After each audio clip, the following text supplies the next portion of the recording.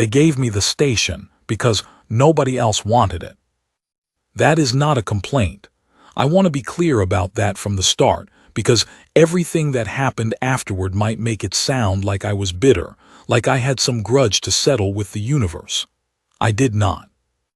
I was 53 years old, I had bad knees, I had a cat named Jonesy who ate better than I did, and I had Meridian Station, 47,000 square meters of pressurized corridor, recycler bays, crew quarters and cargo locks spread across 4 interconnected rings orbiting a moon nobody had named yet. The company called it a maintenance posting. The crew called it the end of the line. I called it home. My name is Roy Cleaver. I have been a maintenance technician for the better part of 3 decades. Before Meridian, I worked the Nostromo-class haulers, the big commercial trawlers that drag ore and ice across the outer belt. Before that, I did 2 years on a construction platform above Europa. I have seen the inside of more air ducts than most men have seen sunrises, and I know what a healthy circulation fan sounds like versus one that is about to throw a blade into somebody's face.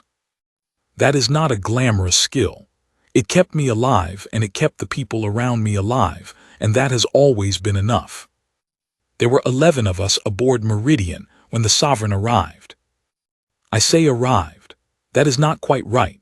She did not arrive the way a ship arrives, with transponder pings and docking clearance requests and the clank of magnetic locks engaging. 1 hour she was not there, and the next hour she was, and the motion sensors in Ring 3 flagged something large and warm against the outer hull. I was replacing a glycol coupling in Corridor 7 when the proximity alert chimed. I thought it was debris. We get debris out here, old survey drones, decommissioned relay buoys, chunks of rock that wander in from the belt. I wiped my hands on my coveralls and walked to the nearest terminal to check the feed. What I saw on that screen, I have spent 3 years trying to describe to people, and I still do not have the language for it. She was roughly the size of a cargo container, but nothing about her was rectangular. She was all curves and angles at once, like something that had been grown rather than built, which, as I later came to understand, was exactly what she was. Her outer surface was a deep chitinous black, almost iridescent under the station's running lights, and it moved. The surface breathed, slowly in long contracting waves like the hide of something sleeping. She had no visible propulsion system. She had no docking collar, no communication array, no markings of any kind. She just pressed herself against Ring 3's outer hull and held there, and the temperature sensors immediately started reading elevated warmth along the point of contact. I stood at that terminal for perhaps 30 seconds. Then I got on the intercom and told Chief Engineer Dallas what I had found. The next 4 hours are mostly a blur of voices and bad decisions. Dallas wanted to go out and look at it. Lambert, our navigator, said that was insane. Kane, the biologist we had aboard on a survey rotation, said it was potentially the most significant xenobiological discovery in human history, and that we had an obligation to make contact. Ash, the company's science liaison, said very little but watched everything with eyes that were a little too calm for the situation. Parker and Brett, the 2 other maintenance techs, argued about whether the hull integrity in Ring 3 was compromised. I checked the hull integrity in Ring 3. It was not compromised. Whatever she was doing out there, she was not breaching us. Not yet. The captain made the call. We went out. I did not go. Nobody asked me to, and I did not volunteer. Dallas took Kane and Lambert in suits. I watched on the exterior feed from the operations bay, with Ash standing 3 meters behind me, and I noticed that Ash did not seem nervous at all. He was watching the feed the way a man watches a weather report, attentive, measuring, completely without fear. I filed that away. What happened on the hull took 11 minutes. Kane found the point of contact, which had expanded while we were deliberating, a rough oval of chitinous growth pressed against Ring 3's outer plating, roughly 2 meters across. It was warm to the touch even through the suit gloves. Lambert wanted to pull back. Kane moved closer. Dallas was saying something on the suit comm when the oval split open. I watched Kane drop into it on the feed, just gone, like the hull swallowed him. Dallas and Lambert got back inside. Kane did not. He came back eventually. 2 hours later, something carried him in through the Ring 3 emergency airlock, something that wore his suit but moved wrong, moved too carefully, the way you move when every joint is foreign to you. We got the helmet off in the med bay and found Kane unconscious, breathing with something attached to his face. It was pale and roughly hand-shaped with 8 articulated fingers, and it breathed with him. Inhale, exhale, perfectly synchronized. When Ash tried to remove it, it tightened, and Kane's oxygen saturation dropped 4 points in 6 seconds, so Ash stopped. Kane was alive. Whatever was on his face was keeping him that way, which was the only reason nobody cut it off. That was day 1. On day 2, Lambert found the cameras. She was running a systems audit standard procedure after any external contact, checking for hull microfractures, contaminant introduction, that sort of thing. And she noticed 6 nodes she did not recognize distributed through the internal sensor network. They were small, maybe 8 centimeters across, the same chitinous black as the Sovereign herself, and they were warm.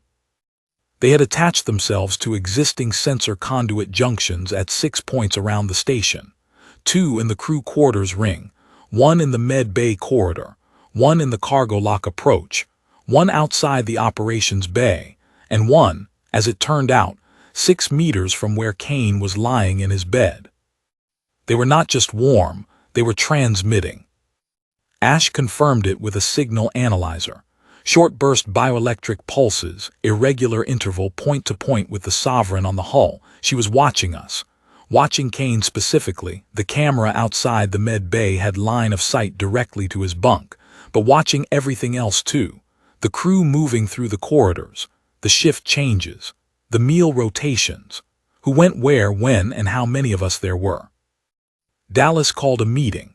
8 of us in the operations bay: Dallas, Lambert, Parker, Brett, Ash, myself, Ripley the first officer, and a geologist named Fuentes who had been on Meridian for a survey contract and was now, through no fault of her own, involved in something considerably beyond the scope of her employment. "She's counting us," Ripley said. "She had a way of cutting to it, always had. She wants to know our numbers, our patterns." "She's observing a situation she introduced," Ash said. "That's not malevolent, that's rational." "Those aren't mutually exclusive," Ripley said. Dallas told us to stay calm, stay in groups, and not remove the nodes. His reasoning was that removing them might be interpreted as hostility. Ash agreed. Ripley did not agree but did not push it.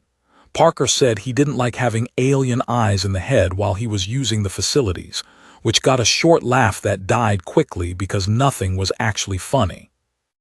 I did not say anything in that meeting. I was thinking about the pattern of the nodes. 6 cameras covering specific corridors, specific rooms.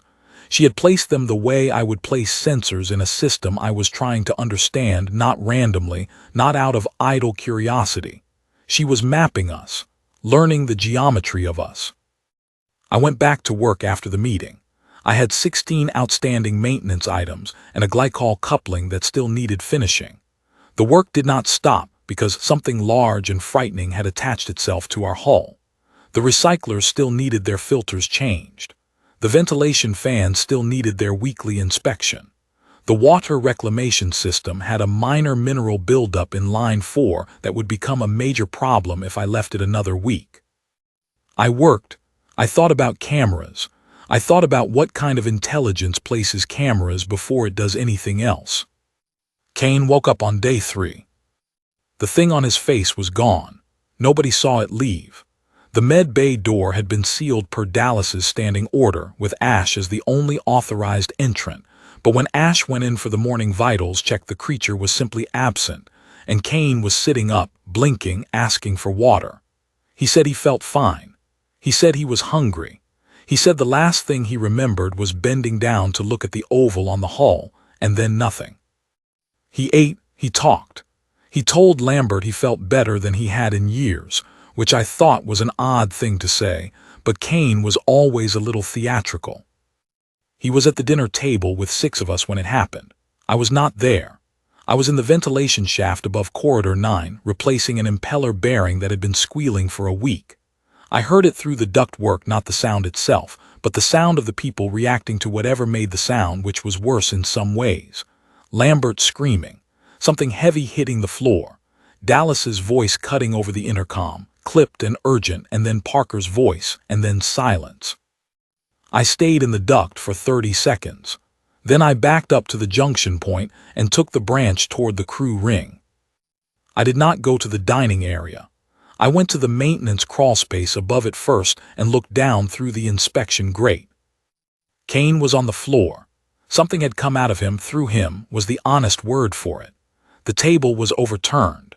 4 of the 6 people who had been sitting there were against the walls, and 2 of them were not moving. The thing that had emerged from Kane was maybe a half-meter long, pale and glistening, moving with a speed that was wrong, too smooth, too certain, for something that had just been born. It hit the ventilation return grate at the far wall before anyone in the room could react, and it was gone into the duct system. I was in the duct system. I moved. I am not a fast man. My knees are, as I mentioned, not good. But I know every junction in Meridian's duct network the way I know the sound of my own breathing, and I moved through that crawlspace with the lights off, by feel, going away from where the thing had entered. It would not know the network. I did. That was the only advantage I had, and I knew it was temporary. I came out in Ring 2, in a maintenance closet beside the recycler bay, and I locked the hatch behind me and sat on the floor in the dark for a while. Dallas came on the intercom 40 minutes later. His voice was level but worn through at the edges. "Roy, we know you're in the station. Check in." I keyed the closet's internal comm. "I'm here. Ring 2, recycler bay maintenance closet. I saw it go into the ducts." "Are you hurt?" "No." A pause. "Brett is dead. Fuentes is hurt. Parker is with her." "Kane." Another pause. "Kane is gone." I sat with that for a moment. Kane, who had eaten dinner and said he felt fine. "The thing in the ducts," I said. "How big will it get?" "We don't know," Dallas said. "Ash does," I said. "Ask Ash." The silence that followed told me something I had already half suspected. I found out later secondhand from Ripley what happened when Dallas confronted Ash with my suggestion. Ash had known, not specifically, not the exact biology, not the exact timeline, but the company had flagged the Sovereign's type in their Xenobiological Survey archive. A single notation, 2 sentences, marked Special Order 937, bring back specimen, crew expendable. Ash had been running a different mission than the rest of us from the moment we left port. He was not upset about Brett. He called it an acceptable cost, and he said it with the same calm he had used watching Kane come back through the airlock, and that was when Dallas hit him and found out what Ash was. Not the point. The point is that by the time any of that surfaced, we were already 3 dead, the creature was loose in my duct system, and the Sovereign on the hull had gone still in a way that felt like patience. I figured out what she was waiting for on day 4. The 6 camera nodes. She had placed them before any of us died, before the thing came out of Kane. She had placed them specifically, the med bay corridor, the crew quarters, the operations bay. She had watched us for 2 full days, and now she was still watching because 4 of the 6 nodes were still active. I knew this because I still had access to the internal sensor network from the terminals in Ring 2, and I could see the bioelectric pulses still going out. She was monitoring the hunt. Not helping it, she did not need to help it. The thing in the ducts was doing what it was built to do, but she was watching it happen, cataloging it, learning the geometry of the station the same way she had learned the geometry of us. She wanted to understand how we moved when we were afraid, how we organized or failed to, how many of us it took to find one of her offspring, and how long it took us to fail. I thought about that for a long time in the dark of the maintenance closet. A creature that places cameras before it does anything else is a creature that values information. That is a kind of intelligence. It is also a vulnerability, because anything that values information can be given false information. I went to work. The first thing I did was find the node in the Ring 2 corridor junction, the one closest to my current position. It was wedged into the conduit housing for the internal sensor relay, which meant it was sharing a power pathway with the station's own sensor grid. Elegant, in a terrible way. She had not needed to bring her own power supply. She had tapped ours. I did not remove it, I rerouted. I have been rerouting conduit for 30 years. I have a full set of manual bypass tools in my maintenance kit, and I know every junction box in this station. And what I did to that node in Ring 2 was not removal, it was redirection. I split the conduit pathway and fed the node's signal output through a loop that terminated at a secondary display in an empty storage compartment. The node still received power. It still transmitted. But what it transmitted was the visual feed from a non-functional internal camera that showed nothing but a dark, empty corridor. Corridor 12, Ring 4, which had been sealed for maintenance since the 3rd month of my posting, and which contained nothing except a broken environmental control unit and some old equipment crates. The Sovereign would see an empty corridor. She would see it indefinitely, unless she noticed the loop, which would require her to already know the physical layout of the conduit system. She did not know it, I did. I did it to all 4 remaining active nodes over the course of the next 14 hours. Not quickly. I could not afford to take them offline in sequence, which might look like deliberate removal. I went slowly. I rerouted Node 2 through a different empty corridor. Node 3 I fed into a looping feed of the recycler bay, which was always empty during night cycle. Node 4, the one closest to the med bay, I left for last. That one I did differently. That one I fed into the feed from Corridor 9, the corridor where I had been working when Kane died, where the ventilation access hatch was still open, where an observer watching the corridor would see an open duct cover and draw a reasonable conclusion about where a maintenance worker might be hiding. A false trail, a suggestion. I left a thermos of coffee near the open hatch for good measure. While I was doing all of this, the others were hunting the creature in the lower rings. Dallas went into the ducts himself on day 4 with a cattle prod and a handheld motion sensor. He did not come back. Lambert found his gear in Junction 47, nothing else. Ripley took over as acting commander, which she had the rank for and the temperament for, though temperament counts for very little when something is moving through the walls. Parker and Ripley cornered the creature near the cargo lock on day 5. They had rigged a makeshift flamethrower from a pressurized solvent canister and an igniter, which was either brilliant or going to kill them all, and they drove it into the cargo bay and sealed the locked doors. The creature was 7 feet long by then. It moved like water flowing uphill, smooth and wrong, and it screamed when the solvent caught, a sound I heard 2 rings away that I have not forgotten. But it was alive on the other side of the cargo lock. And alive meant it could find another way out eventually, and there were only 3 of us left. Ripley came on the general comm. Roy, what's your status? Ring 2, I've been working on the sensor nodes. I need you in operations. I need 5 more minutes. She let me have the 5 minutes without asking why, which told me she trusted me with them. I finished the last reroute on Node 4 and packed my tools and made my way to operations through the Ring 2 crawlspace. I told them what I had done. Parker thought I had lost my mind. Ripley listened with her hands flat on the console and her eyes on the sensor display, and when I finished, she was quiet for a moment. She's been watching false feeds for how long? Ripley asked. Node 2 is on about a 10-hour loop now. The others are more recent. So she thinks there are still 3 of us active in the station.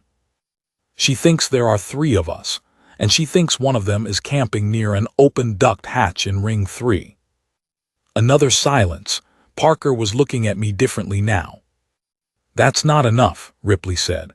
Even if she believes the feeds, the thing in cargo lock is still alive. I know, I said. That's the second part. What I had been thinking about in those long hours in the maintenance closet was the Sovereign's logic. She had watched us for 2 days before doing anything. She had placed cameras, studied patterns, learned the geometry. She was patient and methodical and valued information above action. That was her strength, and it was her blind spot. She had never considered that something she considered beneath notice might be watching her back. I had counted the camera nodes, 6 initial placements. I had found and rerouted 4. That left 2, the one in the crew quarters ring and the original in the corridor outside the med bay. I had rerouted the med bay 1. The crew quarters node I had left alone intentionally because I did not want her to see anything in the crew quarters. I wanted her watching the crew quarters and seeing nothing, which would tell her the crew quarters were empty, which they were. The node I had left alone and unmanipulated was the one in corridor 7, the corridor I had been in when the proximity alert first chimed, the corridor with the glycol coupling I had never finished replacing. I had left that node dark, not rerouted, not looped, dark. If she noticed the signal drop from that node, she would know something had changed. If she investigated, if she sent another offspring or came off the hull herself, she would come to corridor 7. Corridor 7 runs directly above the primary fuel transfer manifold for Ring 3. I had spent 22 years on commercial haulers. I know what a fuel transfer manifold looks like when it is compromised. I know what it sounds like. I know what the pressure gauge reads in the 30 seconds before the automated safety cutoff kicks in, and I know exactly how to hold the cutoff override open with a glycol coupling bracket wedged against the relay switch, which is something you should never do under any circumstances. I told Ripley what I had in mind. She was quiet for a long time. "That takes out Ring 3, she said. "And everything in it. And the thing in cargo lock. Cargo lock is Ring 3. "Yes. "And the Sovereign, if she's still on the outer hull of Ring 3. "That's the point," I said. Parker said, "And us." "We won't be in Ring 3, I said. "We'll be at the far end of Ring 1 in the emergency evacuation module, which I will have spent the next 2 hours quietly prepping, because I know which conduits to cut to keep the Sovereign's remaining active node from seeing that I'm doing it." Parker looked at Ripley. Ripley looked at the sensor display. On the display, the cargo lock heat signature pulsed slow and regular, the creature, moving in the dark behind the sealed doors. "She's not going to let us leave," Parker said. "The second we fire the evac module, she'll know." "Yes," I said, "she will, and she will have exactly 12 seconds to respond before the Ring 3 manifold goes." I paused. "She won't be able to stop both things." That was the wager. That was all of it. I had not figured out whether it would work. I had figured out that it was the only angle that gave us a chance that did not require us to go into the dark after something we could not beat in the dark. The Sovereign was smarter than us, faster than her offspring, and sitting on our hull with the patience of something that had done this before. She would outlast us if we stayed. She would outfight us if we met her. The one thing she had not planned for, the one thing she could not have planned for, was that the thing she was watching through her cameras was not a crew fighting to survive. It was a maintenance tech who had spent 14 hours quietly rewiring the station she thought she understood. We spent the next 2 hours not being seen. I cut the power feed to the crew quarters node first, gently, cleanly, so it looked like a system fault rather than a deliberate action. Then I moved Ripley and Parker through the Ring 1 maintenance crawlspace, the long way around, the way that kept us below the Sovereign's remaining active camera line. I prepped the evacuation module. I loaded Jonesy into his carrier. He had been asleep in the maintenance closet the entire time, which is the most a cat will do for you in a crisis, which is enough. Ripley checked the emergency distress beacon. Parker ran the module's thruster diagnostic and reported it in working order, which was the first piece of good news in 6 days. I went back to corridor 7 alone. The glycol coupling I had left half installed was still there, right where I had left it. The manifold access panel was behind panel 7 alpha, which I had been opening and closing for 3 years. I took the panel off, and I looked at the fuel transfer manifold, and I thought about the 11 people who had come aboard this station and the 3 of us who were going to leave it. Brett, Dallas, Kane, though Kane had been gone before he was gone in a sense.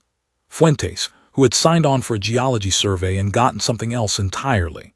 Lambert, who had the best spatial memory of anyone I had ever worked with and had used it every single day to try to keep us alive. 5 people.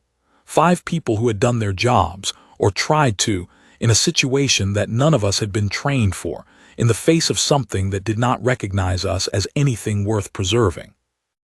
I wedged the coupling bracket against the cutoff relay. I set the manual fuel flow to its highest rate. I watched the pressure gauge begin to climb. Then I went back through the maintenance crawlspace, the long way, and I sealed Corridor 7's bulkhead behind me. I was in the evacuation module with the hatch sealed when the pressure gauge in 7 hit critical. I know the numbers. I knew the timing. I had 12 seconds from the moment the automated cutoff failed to try to trip before the back pressure from the manifold reached the ignition threshold in the Ring 3 primary conduit. Ripley had her hand on the module release. "Ready," I said. She pulled the release. There was a 3-second delay while the separation bolts fired, 3 of the longest seconds I have measured in this life, and then the module kicked free of the station with a hard mechanical jolt that threw Parker into the bulkhead. I grabbed the nearest handhold. The module's thrusters fired, pushing us clear, and through the forward port I could see Ring 3 laid out below us, the Sovereign still pressed against the hull, her surface moving in those long, slow waves. I counted. At 9 seconds she moved. I saw it, the first motion, the beginning of a response, something in her recognizing that the geometry had changed. Too late to stop the module. She was calculating whether she could reach us, whether she could do something to the thrusters, whether. Ring 3 went at 12 seconds. Not an explosion, exactly. The fuel transfer manifold does not explode in the cinematic sense, it ruptures, and the rupture propagates along the conduit pathways at a speed that depends on the fuel load and the manifold pressure.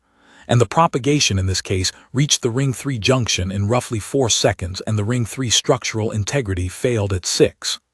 The module's forward port went white for a moment, and then it was dark, and when my vision cleared, Ring 3 was gone. The Sovereign was gone. The cargo lac was gone. We drifted for 11 hours before the rescue relay caught our distress beacon. I spent most of those hours in the co-pilot's seat watching the debris field that had been Ring 3 spread slowly across the orbit path, backlit by the unnamed moon below. Parker slept. Ripley ran the beacon diagnostics every 40 minutes with mechanical precision, checking and rechecking, not because she doubted the beacon, but because it was something to do with her hands. Jonesy sat on my lap and watched the debris field with me. He did not seem concerned. Cats deal with catastrophe by declining to acknowledge it, which is maybe a form of wisdom. The rescue crew found the 6 rerouted nodes in the station wreckage. They found the evacuation module records, the sensor logs, the manifold data. The company's accident investigation team spent 4 months reviewing all of it, and at the end of those 4 months, their formal report concluded that the loss of Meridian Station was attributable to unforeseeable alien contact, and that the actions of the surviving crew members were consistent with standard emergency protocols. That report is a lie. Not about the outcome is documented, but about the protocols. There are no protocols for what we faced. There are no training modules that cover the specific question of what to do when an alien sovereign attaches herself to your hull and begins studying you through cameras she built from your own sensor conduit. The company's report said consistent with standard emergency protocols, because the alternative was admitting that a maintenance tech with bad knees and a half-installed glycol coupling had improvised a survival strategy that their Special Order 937 had not anticipated and could not replicate. Ash filed no report. Ash had been disassembled in operations bay by the time we reached the evac module, which is a separate story that Ripley can tell better than I can. I was given a commendation. A small one, the kind that comes in a standard envelope with a pre-printed signature and no bonus. I put it in the same drawer where I keep the maintenance certifications and the old crew photographs, and the service record that starts, 30 years ago, with a junior tech posting on a survey platform above Europa. The drawer closes fine. The drawer does not stick. I fixed the track on it 18 months ago because that is what I do. They gave me a new posting. Not as good as Meridian, they said. Smaller station, more remote, single-ring construction. I took it. I have a cat and a set of manual bypass tools and 47 years of knowing what a broken system sounds like from the inside, and I have learned something in the past 2 years that I did not quite know before, which is this. Any intelligence, no matter how large, no matter how patient, no matter how many cameras it sets and how carefully it counts you, any intelligence that decides something is beneath notice has already made its critical error. The Sovereign watched us through 6 nodes and saw a crew scrambling. She did not see a maintenance tech memorizing the placement of those nodes and tracing their power feeds back to the conduit junctions. She did not see the glycol coupling lying unfinished in Corridor 7, because the man who was supposed to finish it had been thinking about something else. She had been doing this, I suspect, for a very long time. Station after station, crew after crew. Watch first. Let the offspring do the work. Observe the results. Move on. A clean and logical system for a creature that had never encountered something it genuinely could not see coming. I do not say this with pride. Pride is for people who had better options. I say it with the particular flat satisfaction of a man who spent 30 years learning every pipe and junction and coupling in every posting he ever held, not because he thought it would matter, but because the work mattered and so he did it right. That is the whole of it. That is what happened. The unnamed moon is still there, below what used to be Ring 3's orbital path. The company filed a nomming claim on it eventually, standard procedure after a loss event, for mapping purposes. They named it after one of the department heads in the Accident Review Committee, which is the kind of thing companies do. I have not looked up what they called it. It does not seem important. What seems important is that somewhere in the debris field, scattered across a 700-kilometer arc of low orbit, are the remains of 6 chitinous sensor nodes that once belonged to something very old and very certain of itself.